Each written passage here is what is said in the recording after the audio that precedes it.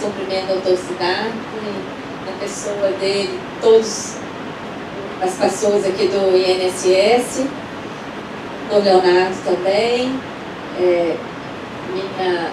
Minha instituição de origem é o Ministério da Fazenda, eu sou auditora fiscal de profissão, já aposentada.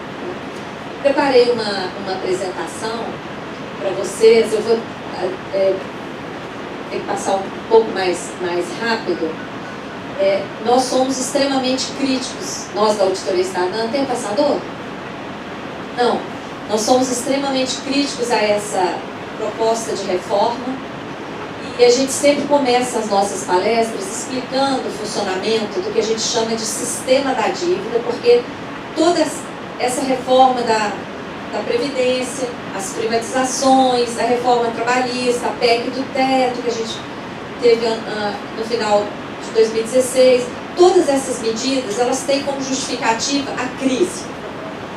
E essa crise é uma crise fiscal, excesso de dívida pública, a dívida pública está crescendo aceleradamente e nós, da Auditoria Cidadã, investigamos a dívida pública, tanto no Brasil como fora do Brasil, em âmbito federal, estadual, municipal, e detectamos que essa dívida tem crescido principalmente por mecanismos que geram dívida. No caso da dívida dos estados, a absorção de dívidas de bancos que foram privatizados, esse passivo foi transformado em dívida pública. No caso da dívida federal, vários mecanismos, como a operação compromissada, prejuízo de swap, prejuízo do Banco Central, contabilização de juros como se fosse amortização, vários mecanismos geram dívida pública de tal maneira que o estoque da dívida aumenta, mas o dinheiro não chega, não fica disponível para ser gasto pelos gestores públicos. Então a gente tem feito essa denúncia, criamos o termo sistema da dívida para caracterizar esse uso errado do endividamento público, que devia ser uma fonte de financiamento para o Estado e não tem sido. Então a gente criou esse termo sistema da dívida que caracteriza a geração de dívida pública sem contrapartida, beneficiando principalmente ao setor financeiro. O sistema da dívida exige continuamente o ajuste fiscal, que é o contingenciamento. Nós acabamos de ver aí um contingenciamento que pega metade do orçamento da ciência e tecnologia e afeta todos os órgãos. Isso é para alimentar o sistema da dívida. Exige privatizações, exige contra-reformas, uma política monetária que nós dizemos que é suicida, porque ela é contrária aos interesses do desenvolvimento brasileiro. Esse gráfico que eu distribuí aí em folheto para todos, esse gráfico mostra o privilégio da dívida pública. Quem depois está nos assistindo pela web pode acessar esse gráfico na página da Auditoria Cidadã da Dívida. Algumas pessoas criticam o nosso gráfico que mostra aí a maior fatia todo ano vai para juros e amortizações da dívida. Nós somamos juros e amortizações. Por que somamos? Porque já comprovamos que grande parte dos juros está sendo contabilizada como se fosse amortização. Se nós estivéssemos amortizando aquela montanha que aparece todo ano lá no CIAF, o estoque da dívida estaria caindo. Se nós estivéssemos simplesmente rolando, o estoque da dívida se manteria constante. Mas a gente aparece lá no CIAF aquela montanha de juros, aquela montanha de amortização ou rolagem, e a dívida cresceu. Por quê? Porque dentro daquela amortização ou rolagem tem centenas de bilhões de reais que são referentes a juros. Tá? Como a gente comprovou isso e não há uma transparência em relação a qual parcela é essa, a gente soma. Tá? A dívida interna total, que inclui inclusive os títulos que o Tesouro entrega para o Banco Central fazer política monetária, já superou 5 trilhões e meio em dezembro do ano passado. E a dívida externa bruta, que engloba tanto a dívida pública como a dívida das empresas, porque o Banco Central tem que conseguir esses dólares, isso envolve o poder público, a gente divulga o dado da dívida externa total que o Banco Central divulga. Para esse ano de 2019, num orçamento de 3 trilhões e 200, 1 trilhão e 400 estão reservados para gastos financeiros com a dívida, 44%.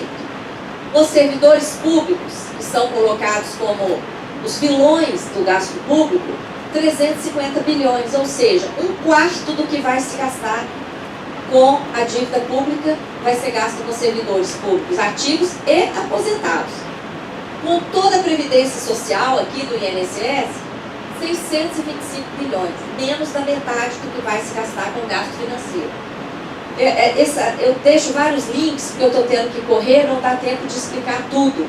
Então, depois essas telas vão ficar disponíveis na página da auditoria, se o FENASCOS também quiser colocar, está à disposição para as pessoas acessarem esses links depois. Veja bem, quando a gente fala que a dívida está crescendo por mecanismos, esse dado, de 95 a 2015, nós produzimos 1 trilhão de reais de superávit primário. O que é isso? O que nós arrecadamos em tributos, a receita primária é a maior parte tributos, o que nós arrecadamos em tributos foi maior do que nós gastamos em todas as despesas primárias. O que são as despesas primárias? Todos os gastos com todos os poderes, executivo, legislativo, judiciário e Ministério Público, todos os gastos com todos os serviços prestados à população. Então, de 95 a 2015, 1 trilhão de superávit. E qual foi o comportamento da dívida interna nesse período? Peguei só a interna. Ela saltou de 86 bilhões de reais em 95 para 4 trilhões em 2015.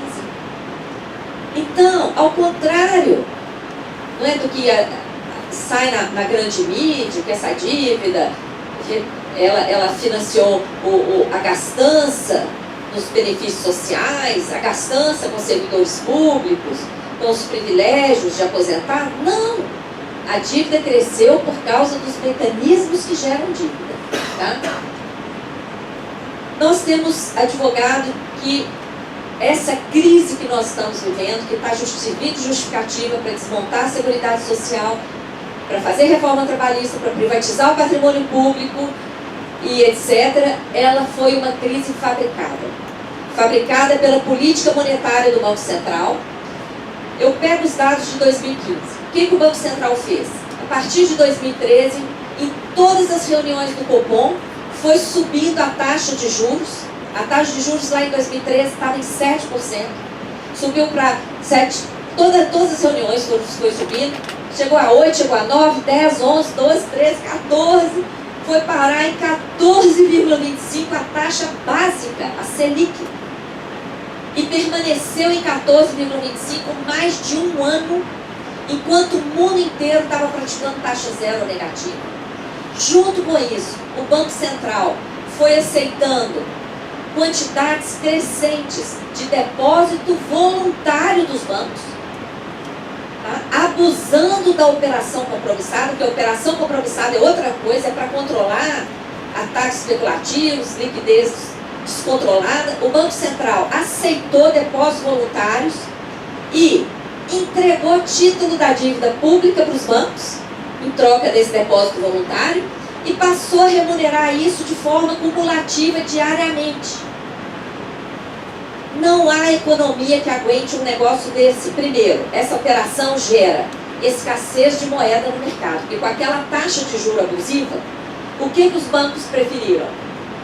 Em vez de emprestar para empresas e pessoas, preferiram deixar o dinheiro no Banco Central, que eles não perdiam uma hora, eles ganhavam aquilo de forma acumulativa, não corriam risco, e foi isso que quebrou as empresas brasileiras. Por quê?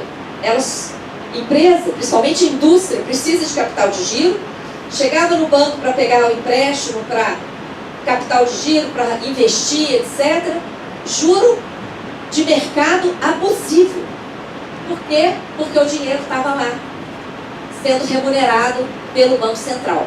Eu pergunto a vocês, o que aconteceria se o Banco Central parasse de remunerar essa montanha de dinheiro que chegou a 1 trilhão no início de 2016 e nunca mais baixou de trilhão, já está em 1 trilhão e 200. O que aconteceria se o Banco Central falasse, não vou remunerar isso, deixasse esse dinheiro nos bancos? Vocês acham que o banco ia ficar com isso na gaveta como o Banco Central fica? O que vocês acham? O que os bancos iam querer fazer?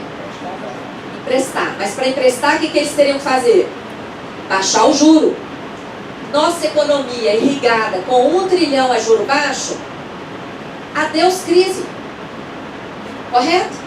Então a crise foi produzida por essa política monetária que beneficiou os bancos e agora as medidas adotadas, vai passando que eu não vou ter tempo de explicar. Esse aí vai ter que parar. As medidas adotadas para resolver a crise só beneficiam os bancos, tá? A emenda do teto congelou tudo, deixou o gasto com a dívida de fora. O único setor que vai ganhar com essa reforma da Previdência é o setor financeiro e etc. O que explica essa crise, gente? O que explica o cenário de escassez?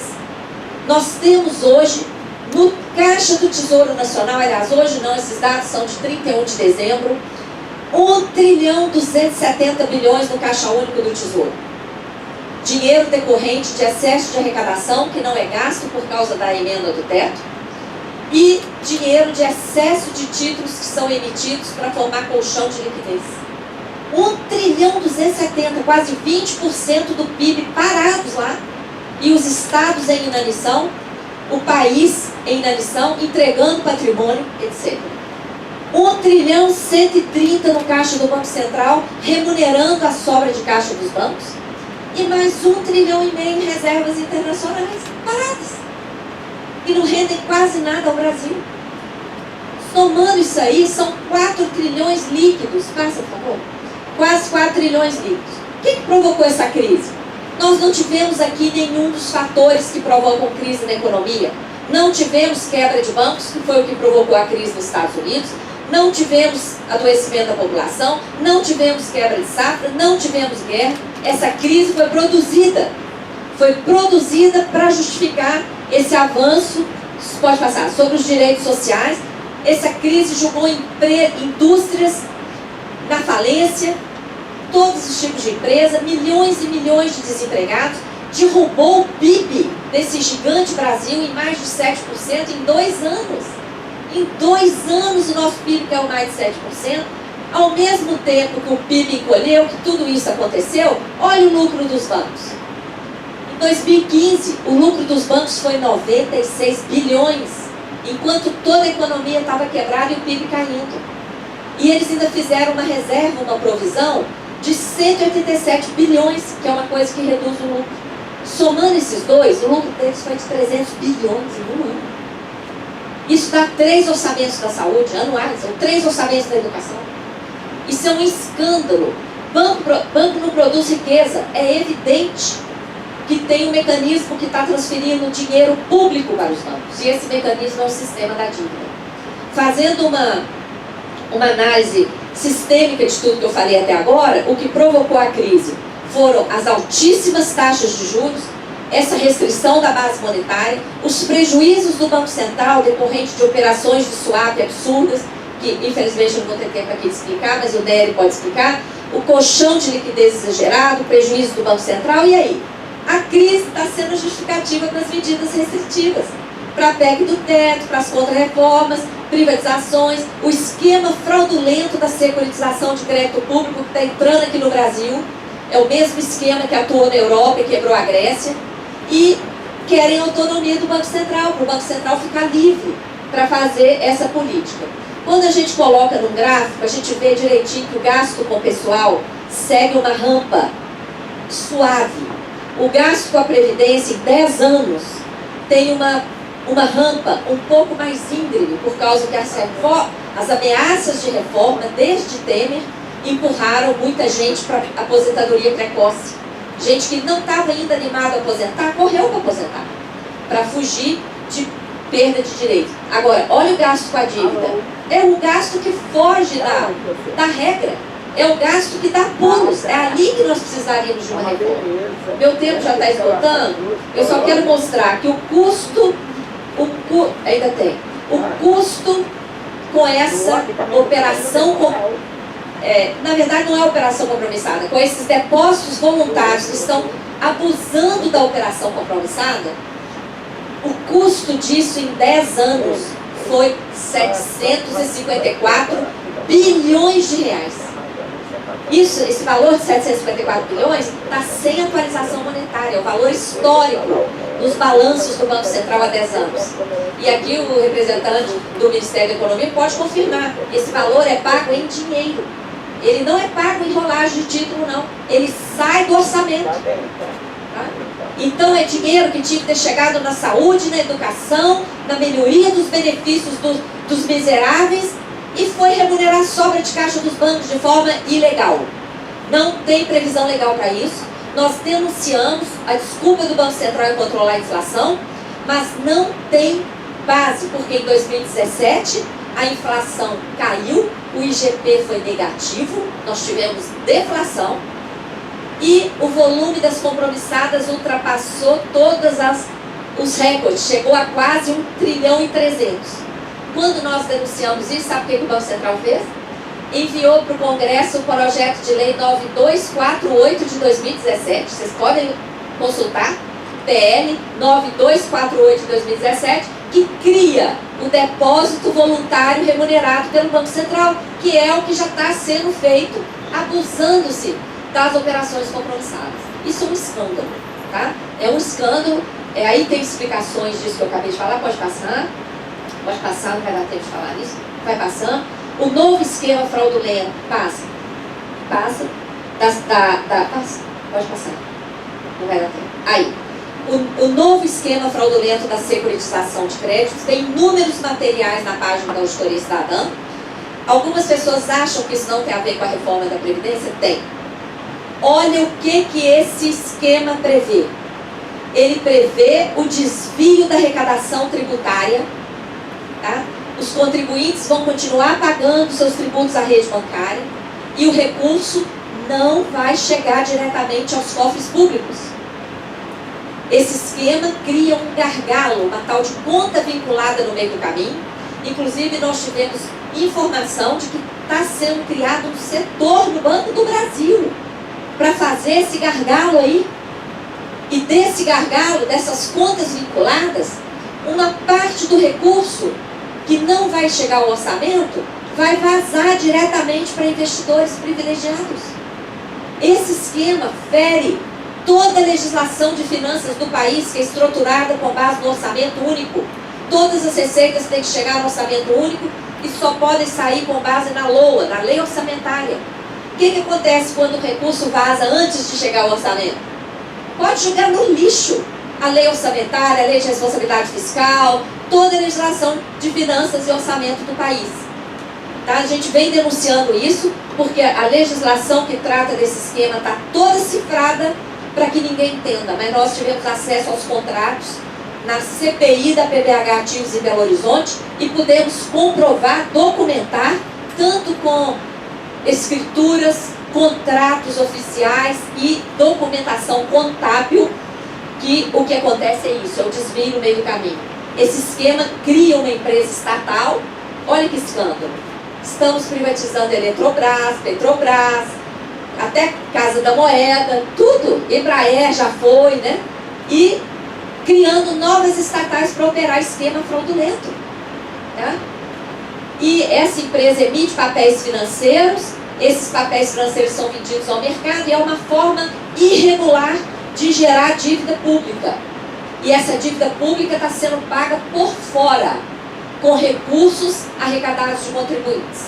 Esse esquema já está funcionando em alguns estados e municípios, ainda não foi implementada, né, esses debêntures ainda não existem em âmbito federal, mas o projeto de lei 459, que está em regime de urgência para ser votado na Câmara dos Deputados, prevê a implantação disso no âmbito federal também. Pode passar, eu tenho que encerrar. Já falei os mecanismos que geram dívida. Nesse contexto, Bolsonaro promete fazer 7 reformas, entre elas a Previdência. Todo mundo aqui sabe que a Previdência Social é o nosso maior patrimônio social e que não envolve só Previdência, envolve amparo em todas as situações de vulnerabilidade, doença, invalidez, morte, maternidade, desemprego, salário-família, auxílio, reclusão, pensão por morte. É importante para as pessoas e para os municípios. Quem fala em déficit nunca leu o artigo 195 da Constituição. O artigo 195 fala que a Seguridade vai ser financiada pelos orçamentos públicos e pelas contribuições. Desde a Constituição até 2015, as contribuições deram conta e sobrou dinheiro. Não vai dar tempo de eu falar todo o volume de dinheiro que sobrou, mas sobraram mais de R$1 trilhão, se a gente computar todos os anos. A partir de 2016 é que as contribuições não deram conta. E aí o orçamento público passou a cobrir. Mas nem assim tem que falar em déficit, porque está prevista a participação do orçamento público. Na Dinamarca, 75% da cobertura dos benefícios da Seguridade Social são pagos pelo orçamento público. E ninguém lá chama isso de déficit. Tá? Isso é importante também para os municípios. Pode ir passando, não vai dar tempo de falar isso. Tem vários artigos na página da Auditoria Cidadã. Passa. Essa reforma vem de recomendação do FMI, do Banco Mundial e do BIS. Do State também bem. Por que esse banco é que tem que mandar aqui? Que coisa absurda, né? Os objetivos dessa reforma é desmontar o modelo de solidariedade, trazer a capitalização, que nem pode ser chamada de previdência, entregar a previdência para os bancos. Ela provoca dano às contas públicas. Quando Guedes fala do trilhão que ele vai economizar, esse trilhão vai deixar de chegar na mão das pessoas, em benefícios de previdência, de assistência, etc. Quando esse benefício chega na mão das pessoas, as pessoas usam esse dinheiro para o consumo. E o dinheiro volta para os cofres públicos por meio de tributos, uma grande parte disso. E além de movimentar a economia, vai parar de chegar. A contribuição previdenciária que hoje chega ao INSS, paga pelos empregados e empregadores, vai deixar de chegar, porque as pessoas vão passar a contribuir só para a quantia individual dela. E o elevado custo de transição da capitalização não é revelado. Ontem, Guedes, na CCJ, não respondeu a pergunta de vários deputados qual o custo da capitalização. Não está dito, pode passar. É o fim da solidariedade. A modalidade na capitalização é contribuição definida, ou seja, trabalhadores vão saber quanto tem que pagar, mas não terão a menor ideia do rendimento. Vai depender do mercado, pode ser zero e pode ser negativo. Vocês podem ser convidados a pagar, a garantir a estabilidade do fundo. É insustentável, a incerteza é total por causa da desconstitucionalização. Os direitos estão saindo da Constituição e a PEC fala mais de 30 vezes. Isso vai ser disciplinado por lei complementar. Que lei complementar? Um cheque em branco, uma grande interrogação. Adia a aposentadoria para no mínimo 65 anos para homem e no mínimo 62 para mulher. Ninguém vai conseguir se aposentar nessas idades. Isso aí é o mínimo. E tem gatilhos. Essa PEC inova. Em nenhum lugar do mundo existe idade mínima móvel. Porque isso é uma insegurança absurda para as pessoas. Quando ela chegar lá, a idade aumentou. Quando ela chegar de novo, a idade aumentou. Aí ela morreu e não aposentou. Para quem não quiser perder muito, tem que contribuir por 40 anos. Num país marcado pela informalidade, pelo desemprego, isso significa o fim da aposentadoria para a maioria das pessoas, principalmente para as mulheres. A imensa maioria das mulheres, segundo dados do IBGE, estão na informalidade. Não vão conseguir se aposentar porque aquela regra de comprovar 15 anos de serviço acabou com essa PEC. Agora é 20 anos de contribuição no mínimo, inclusive para trabalhadores e trabalhadoras rurais, que vão ter que trabalhar até 60 anos. Tá? As regras de transição são inaceitáveis. Aquela regra 85-95, que já é 86-96, pula para 100-105. Façam as contas. Ninguém aposenta antes de 70 anos. aumento da contribuição sem limite para servidor público. Então, amigos do serviço público, avisem os aposentados e aposentadas que estão achando que estão, tranquilos. Poderá vir cobrança de contribuição sem limite, tá? Sem limite. Essa PEC acaba com o reajuste pela inflação, acaba com a multa do Fundo de Garantia no caso de demissão, acaba com as aposentadorias especiais. Vocês já imaginaram um bombeiro civil de 65 anos tendo que subir uma escada na giros? Impossível. Essas pessoas vão ficar desempregadas porque elas não vão ter condição física de exercer suas atividades e não vão conseguir se aposentar. Pode passar. Reduz para míseros R$400 do BPC. Isso quebra uma regra de que o valor menor de benefício nesse país é o salário mínimo. Isso aí avilta a regra do salário mínimo. Quer dizer que o salário mínimo não é mais salário mínimo. É outra coisa, porque já tem pagamento inferior ao mínimo. Tá? Porque como é que uma pessoa vai poder conviver com R$400? A desculpa do governo é que está antecipando para 60 anos. Ora, mas está adiando para 70 o direito de receber o salário mínimo. Acaba com o abono salarial de quem ganha mais de um salário mínimo mensal. Hoje, só quem ganha até 2 recebe. Ela acaba para quem ganha mais de 1. Isso vai prejudicar 91,5% das pessoas que hoje recebem abono. Esses, gente, até 2 salários mínimos são privilegiados? Não, peraí. Reduz a aposentadoria por incapacidade permanente. Eu só vou citar, os outros vão falar disso. Reduz o valor das pensões por morte para 60%. Reduz para 80% no caso de acumulação de benefícios. Todos esses danos são extensivos a estados e municípios. Em resumo, o Brasil chega num ponto de vergonha. Nós somos um dos países mais ricos do mundo, mas comandamos a alta da pobreza na América Latina. É um país onde só banco bate recorde de lucro.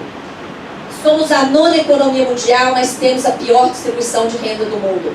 Somos o 79º lanterninha no IDH medido pela ONU. Pode passar? O Brasil é riquíssimo. Temos nióbio, petróleo, terra, água, clima favorável, todas as matrizes energéticas, 4 trilhões líquidos em dinheiro, como eu falei no início. Nossa realidade é de abundância. Que esse cenário que nós estamos vivendo de necessidade de fazer crise, necessidade de fazer reforma, que não tem dinheiro para nada, com 4 trilhões líquidos em caixa, isso é cenário. E o cenário, se a gente quiser, a gente derruba, tá? Pode passar, eu agradeço, deixo aqui uma provocação. Se nós ficarmos simplesmente lutando e dizendo, meu direito tal, o direito do inválido tal, isso não vai resolver nada. Quem escreveu essa PEC já perdeu o sentimento, a possibilidade de enxergar o outro como irmão, como brasileiro, brasileira. Nós temos que nos enxergar nesse momento como nação. Nós que temos essa visão, temos que nos enxergar como nação. Nesse momento, todos os brasileiros e brasileiras, serviço público, serviços gerais, do setor privado, aposentados, da ativa, militares, gente, todo mundo é atingido com essa PEC. Todo mundo, tá? Até os militares, porque eles vão sofrer com os danos disso aqui. Embora a forma deles seja outra. Não podemos ficar uns contra os outros. Nós temos que ter a sabedoria de nos enxergar como uma única nação. De um lado. E do outro lado estão apenas os bancos que lucram com essa reforma. Tá? O nosso inimigo está no setor financeiro, que é o único que vai ganhar com essa reforma. Se a gente se unir e partir para a luta, denunciando onde é que está o rombo das contas públicas, que não está nem nunca esteve na Previdência, entendendo de política monetária, de sistema da dívida, nós vamos pressionar os parlamentares, nós vamos virar esse jogo e derrotar essa PEC. A auditoria está dando a sua contribuição a esse debate e está junto com a nação brasileira. Muito grato.